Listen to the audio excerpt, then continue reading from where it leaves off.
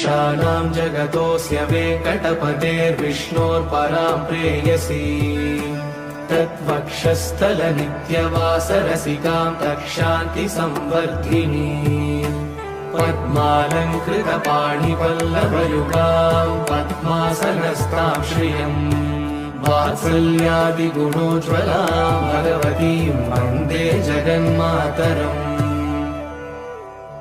श्रीमन्कृपाजलनिधे श्रितसर्वलोकः सर्वज्ञशक्तनतवत्सल सर्वशेषिन् स्वामिन् सुशीलसुलभाश्रितपारिजात श्रीवेङ्कटेश शरणं शरणं प्रपद्ये